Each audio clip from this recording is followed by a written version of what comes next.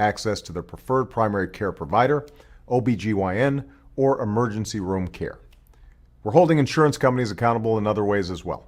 And we've put in place Wall Street reform with smarter, tougher, common sense rules that serve one primary purpose: to prevent a crisis like that from ever happening again. In your community, you can find out how at whitehouse.gov/mybrotherskeeper. Now, when I launched this initiative, I said that government can't play the primary role in a young person's life. Taking responsibility for being a great parent, our primary focus has been protecting pregnant women and families planning to have children. What's your philosophy about primary care and the role of primary care? Do you subscribe to the medical home theory? How do you engage patients in this model so that that risk can be better managed and we can ultimately result in a population that has better health at a lower cost? You sound very knowledgeable.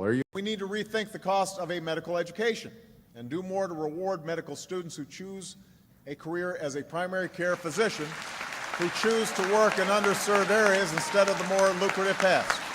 What they do is, at Mayo Clinic, when you meet with your primary physician, he calls in all the specialists all at the same time.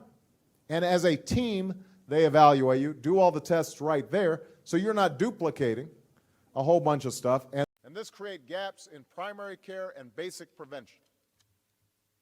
She's witnessed the shortage of primary care physicians in the rural and underserved areas where she works.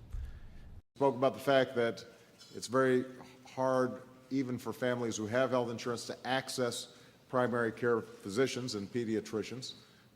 Relationship with ASEAN, the primary organization, strategic organization for Southeast Asian countries.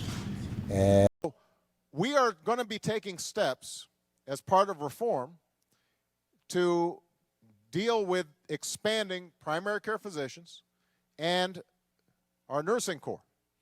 Are doing that, we make sure that eventually this country can stand on its own 2 feet, particularly on the security side where they have their primary responsibility, so we can help more and more on the development and humanitarian side. When it comes to health care, we've invested in supporting health centers and in recruiting more primary care providers and nurses and other medical professionals to fill the shortage left by Katrina.